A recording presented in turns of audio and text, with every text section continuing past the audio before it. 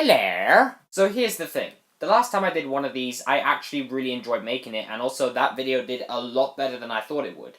So here we are, ranking the Jurassic Park movies, partly because we've all had enough time to let Fallen Kingdom sink in, and also because I said at the end of the last one that this would be the next series I rank. Before I properly begin the video, I would just like to let you all know that there will be spoilers in this video for all the Jurassic Park movies, so if you don't want anything spoiled, click off this video now. Otherwise, proceed at your own risk. Don't you just love it when a movie with so much potential turns out to be absolute trash? Jurassic Park 3 is the only movie in the franchise that I legitimately hate, for a number of reasons. One being that this movie is really dumb. We have a side plot involving one of the characters recreating a velociraptor's vocal chamber which they can then use to talk to the raptors that are trying to kill them later in the film. Not to mention the Spinosaurus eating a satellite phone which is somehow still working despite being inside a dinosaur's freaking stomach! The movie is driven by a generic and forgettable plot that is filled to the brim with insanely annoying characters played by actors who give performances that do nothing for me except show how little they cared for what they were given to work with. But to their credit, they do seem to be running about as fast as me when I'm being chased down the street by a peacock, but that's the problem. All this movie is just a series of sequences where people just run away from things. And there's only so much of that I can watch before I just get bored. Yeah, it is cool seeing Sam Neill back as Alan Grant, but that factor alone cannot save the film from being the colossal disappointment that it is. This is the only Jurassic Park movie I can think of where even the effects are bad. Aside from most of the scenes involving the raptors, there are so many shots in this movie where the dinosaurs just look fake as hell, like they came out of a late PS3 game, and even the designs are bad. The dinosaurs that are supposed to be scary look weirdly adorable, and the ones that are not supposed to be scary look terrifying. Look at this thing! I'm supposed to think that's cute?! Jurassic World brought us many great things. For starters, we finally got to see what a fully working Jurassic Park, or in this case Jurassic World, would look like. The sequences where the two kids are walking through all the various dinosaur attractions in the park are amazing, particularly the mosasaur scene. The Indominus Rex is easily the coolest thing about this movie. She was awesome, terrifying. The things she could do were just crazy in the best way. The scene where it's revealed that the I-Rex can camouflage is probably the most suspenseful and visually striking scene in the movie. What disappointed me though was that this movie really isn't as deep as some of the other Jurassic Park movies. This movie doesn't have a theme, it's mainly just people running from dinosaurs, which does make it similar to Jurassic Park 3 in that regard.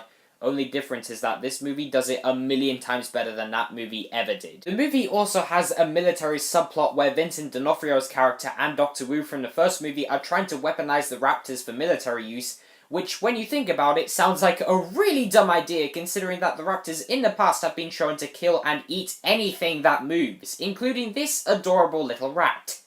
Potentially. With that said, one of the best things about this movie is the emotional connection between Chris Pratt's character and the raptors, which was handled really well. The raptor training sequences and the other sequences involving the raptors are awesome, and I like that he has to use body language to basically communicate with them. Unfortunately, while most of the performances are pretty good, the characters save for Chris Pratt's character are either underdeveloped or insufferably annoying. The kids in this movie are fine, but the amount of time that's spent on these two characters alone does derail the film somewhat. I do like Jurassic World, but overall it is a disappointing movie. This movie isn't flawless. For one, the military subplot is back for some reason, and it's still really dumb, and there are some cringe-worthy moments in the movie, but I still really enjoyed it. I thought the characters were handled a lot better this time around, particularly Chris Pratt and Bryce Dallas Howard's characters. The use of gothic horror is also a welcomed addition to the franchise. The dinosaurs felt more intimidating than they have been for a long time, thanks to a clever combination of suspense and terror. The dinosaurs themselves look incredible, and that is mostly due to the mix of practical and digital effects. The directing is also outstanding, and I liked how this movie portrayed the dinosaurs as creatures that have rights and need to be saved, rather than just creatures that would do everything in their power to brutally murder you and maybe eat you after. I mean, I don't know if they do that immediately after. I guess it depends what their preference is. I mean, do dinosaurs even have a preference? Do they like eating people, or do they just do it just 'cause? Why am I even talking about this? The emotional connection between Chris Pratt and the Raptor Blue was once again one of the strongest aspects of the movie, particularly in one very emotional medical sequence. The only other thing I don't like about Fallen Kingdom is the subplot involving the little girl who is a human clone created using the same tech they used to recreate the dinosaurs, and while it does introduce a really interesting concept, it goes absolutely nowhere and doesn't impact the story at all. With that said, I found all the sequences in the mansion to be really suspenseful and intense, most notably the scene where the Indoraptor chases Chris Pratt and co around a dinosaur exhibit. And speaking of the Indoraptor, this thing is amazing. The design is incredible, I love the way it moves and how intelligent it is, and it's unsettled me whenever it was on screen. I had a lot of fun with Fallen Kingdom, and honestly, it was great to see a Jurassic Park movie that actually unsettled me as well as left me in awe. I have said in the past that I don't think this movie is all that great, but when I rewatched it recently, I found myself strangely liking it. For one, Jeff Goldblum is fantastic in this movie. I loved his quips, his mannerisms, and just everything about his performance was just brilliant. This movie actually spends a lot of time exploring Ian Malcolm as a character and the relationship he has with his girlfriend played by Julianne Moore, who is amazing in this movie, as well as the fact that he has seen all of this before, which is both great for his character and terrific foreshadowing. After watching it recently, I do think this movie is unfairly compared to Jurassic Park 1, and I think that's due to the fact that Spielberg really tried his hardest to make a very different movie to that of Jurassic Park. But I love that. There's almost no similarities between this movie and the first. Heck, it's even set on a completely different island.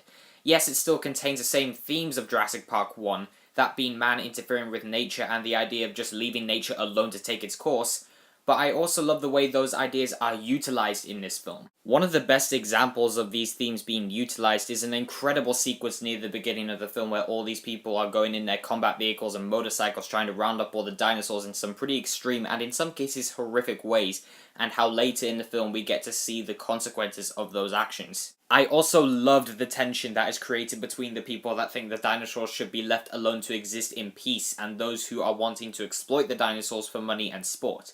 The scenes where those two ideologies clashed are the best scenes in the movie in terms of character building. The best thing about this movie is that it maintains a sense of adventure and suspense for almost its entire runtime. Like the first one, the animatronics and CGI creatures are mind-blowing. This movie came out in 1997, and there are shots of CG dinosaurs that look better than a lot of the shots in the first Jurassic World. The scene where the two T-Rexes knock the trailer halfway over the cliff, and the scene where Julianne Moore is stuck on the glass trying not to move so it won't break, might just rival the T-Rex's introduction in the first film. It is filmmaking at its absolute best. Spielberg's directing is masterful. He makes these incredible long takes in almost every scene. For example, there's a scene where Eddie is trying to tie the trailer to this tree stump, where we have a tracking shot following Eddie from the tree stump, into the trailer, over the cliff, and then into the other trailer where the other characters are dangling, all in one shot. Yeah, this movie does have some dumb moments, like when Ian's daughter uses gymnastics, I repeat, gymnastics, to kick a raptor out of the window. But with that said, the sequence lasts like 15 to 20 seconds, so it's very brief, and the rest of the actual scene where the raptors are attacking everyone is freaking awesome. Another issue I have with the film is the setup for the San Diego sequence. The sequence itself is cool. I love seeing the T-Rex running through the city and causing havoc, but the setup is so abrupt that it feels like 20 minutes worth of content was removed from the film. On the whole, I love The Lost World, and it's another movie in this franchise that I think is very underrated. This is a movie that holds a very special place in my childhood, but not in the same way movies like Star Wars, Star Trek, Lion King, or even Avengers do. Mainly because when I first watched this movie, it scared the bejesus out of me. This movie terrified me so much that I couldn't even go near the DVD box. The T-Rex's introduction is a scene that chilled me to the bone, and watching it terrorize the cast was just nightmare-inducing. The Velociraptors also scared the crap out of me. The kitchen sequence always got to me, and really anything else involving the raptors. It just creeped me out. Actually, I vaguely remember getting nightmares from this movie. However, that's one of the things that makes Jurassic Park such a great movie. When we first see the dinosaurs, we're filled with a sense of wonder and awe, which is something that these groundbreaking special effects were heavily praised for at the time. And yes, the effects are mind-blowing. Even the CGI dinosaurs look just as, if not more real than the animatronic dinosaurs. However, as soon as things start to go wrong, the dinosaurs go from awe-inducing to the scariest creatures imaginable, as our characters are constantly being terrorized by carnivorous and hungry as hell dinosaurs from the T-Rex intro scene onwards. There are so many scenes in this movie that are just iconic, like the T-Rex intro scene, as mentioned a million times already, the beautiful Brachiosaurus scene near the beginning of the movie, the kitchen sequence with the raptors. I mean, I could go on, but trust me, we'd be here for ages. There are so many cool scenes. The characters are also great. They're all really likable and fun with unique character traits that set them apart from each other, and the way they all bounce off each other is a result of brilliant writing and excellent chemistry between them all. The themes, which would later be explored in the film's sequels, also give this movie a deeper sense of meaning and conflict. We have John Hammond, who created Jurassic Park and discovered how to use dinosaur DNA from fossilized mosquitoes and frog DNA to recreate living, breathing dinosaurs for the park. So for that reason alone, this movie became more than just a dinosaur monster movie because it gives you something to think about. We also have Ian Malcolm, who thinks that Hammond isn't responsible enough to be wielding that kind of science, and Alan and Ellie even agree with Malcolm and state that it's not a good idea to reverse extinction. So not only is there some legitimate science to think about here, but there's also a moral dilemma. Is it right to save the dinosaurs from extinction, or should nature be left alone to take its course? That leads me to another thing I love about this movie, that being that the movie never definitively answers that question. Yes, we have scenes where dinosaurs are running wild and trying to kill people that make you think, yeah, that thing should be extinct. I really don't want that thing hanging around in my yard. But there are also scenes where we see the dinosaurs and the human characters almost coexisting. Like the scene in the tree where Alan and the kids encounter another Brachiosaurus, or the scene where Ellie insists on helping a sick Triceratops despite agreeing with Malcolm's belief in what's right and wrong. The dinosaurs don't even leave the island either. They're actually left there to just live where they can't cause any problems for civilization. So I guess we're just left to wonder whether Malcolm was right. Well, up until the sequels came out and proved him right. So that was my ranking of all the Jurassic Park movies. I do hope you enjoyed this video. Please don't forget to like, subscribe, and follow me on Facebook, Instagram, and Twitter. But before I go, I would just like to ask you guys, how would you rank the Jurassic Park movies? Do we share similar opinions, or is your list vastly different to mine? Please let me know in the comments below, and I'll see you guys in the next one. Once again, thank you for watching.